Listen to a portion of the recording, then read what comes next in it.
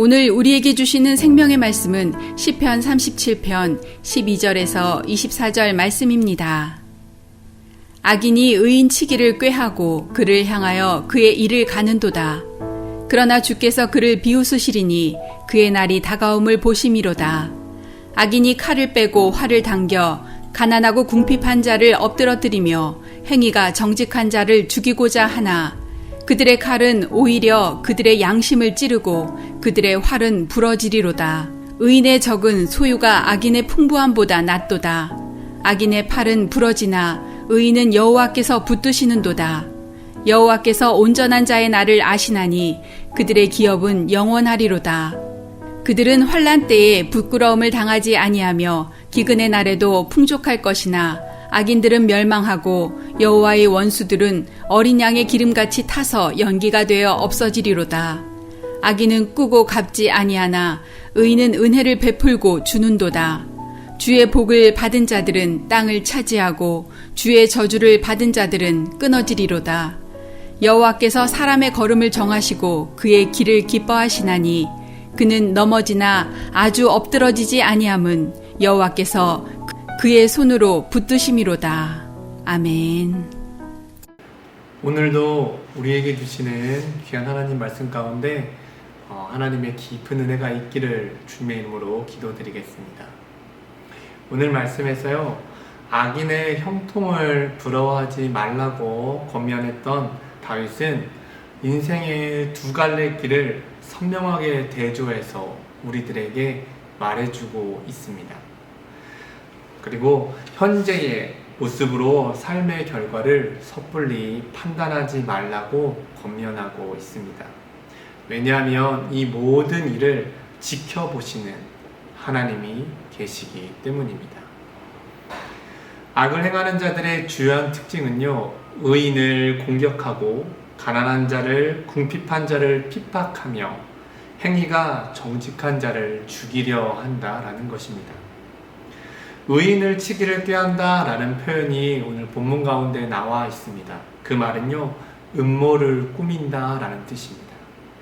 이러한 자들을 다윗은 이를 간다 라는 표현을 통해서 그러한 사람들, 즉 하나님이 없는 악을 행하는 자들이 얼마나 사납고 잔인한 모습인지를 분명하게 말해주고 있습니다.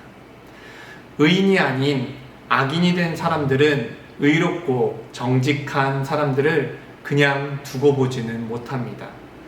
비겁한 사람들이기 때문에 비겁한 방법, 비열한 방법을 동원해서 자신들보다 약한 자를 괴롭히고 착취하는 것이 바로 하나님을 모르는 악인들의 모습인 것입니다. 우리는 하나님의 다스림을 받는 것과 세상의 법칙을 따라 사는 것과 어떠한 차이가 있는지를 분명하게 알 수 있어야 합니다. 하나님을 바라보는 의인들의 모습, 또한 하나님을 떠나 하나님의 뜻을 따르지 않는 악인의 모습은 분명한 대조의 차이가 있기 때문입니다. 때로는 그러한 악인들의 모습이 현실의 삶에서는 커 보일 수 있고 세상의 모든 일들이 그들의 뜻대로 되어가는 것처럼 보일 때가 있습니다. 하지만 다윗은 그러한 악인의 뜻대로만은 되지 않을 것이라고 말해주고 있습니다. 왜냐하면 하나님이 그 모든 것들을 지켜보시고 있기 때문입니다.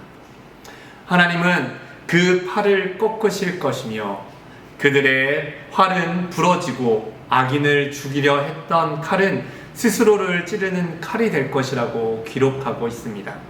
그러기에 지금의 의인의 모습, 우리들의 모습이 초라해 보이고 억울해 보일지라도 의인들은 결코 낙담하지 말아야 되는 것입니다.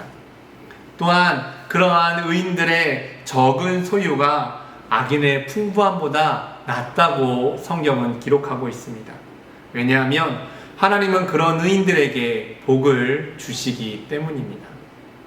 의인은 하나님의 보호 아래 있기 때문에 그들의 기업은 영원하다고 말합니다.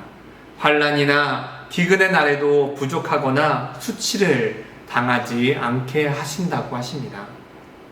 같은 어려움을 당할 때에 악인과 의인이 얼마나 다른 존재인지를 22절을 통해서 말해주고 있습니다.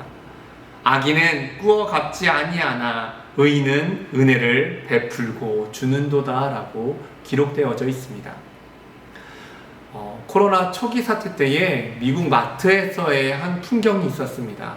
마트 안에서는 서로 휴지 하나, 생필품 하나를 더 가져가기 위해서 서로 싸우는 장면이었지만 그 바깥에서는 믿는 자들이 자기가 산 것을 사람들에게 나누어 주는 모습이 너무나도 대조적으로 비춰졌던 것이 있었습니다.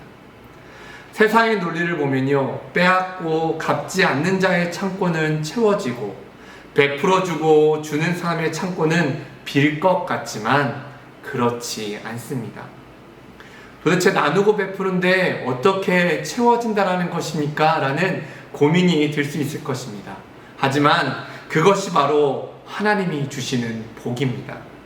하나님이 채워주시면은요, 세상의 이치가 통하지 않기 때문입니다. 우리는 의인과 악인에 대한 하나님의 궁극적인 대응을 분명하게 알고 있어야 합니다. 하나님께 의인으로 인정되든 악인으로 인정이 되든 개인의 삶에는 기쁨과 평안과 풍족함이 찾아오기도 합니다. 슬픔과 불안 또는 궁핍이 찾아올 때도 있습니다. 때로는 불공평하게 보이는 일들이 동일하게 일어날 수도 있습니다.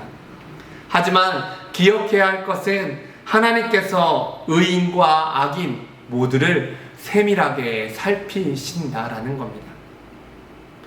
마지막 날에는 악인에게는 부끄러움과 멸망이 있을 뿐이고 의인에게는 영화와 기쁨과 구원이 찾아올 것을 성경은 확실하게 말해주고 있습니다.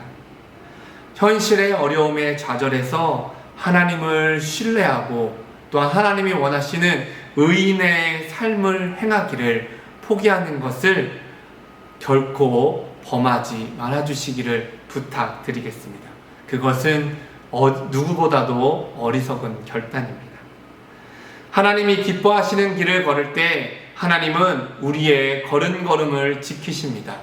혹은 뜻하지 않게 넘어질지라도 하나님께서는 굳센 손으로 붙드시어 의인이 아주 엎드려지지 않도록 지탱해 주실 것입니다. 사랑하는 성도님들, 마지막까지 선한 싸움을 싸우시고 믿음을 지켜 나아가시는 귀한 의인의 모습으로 남아주시기를, 또한 그러한 모습으로 살아가시기를 주님의 이름으로 기도드리겠습니다.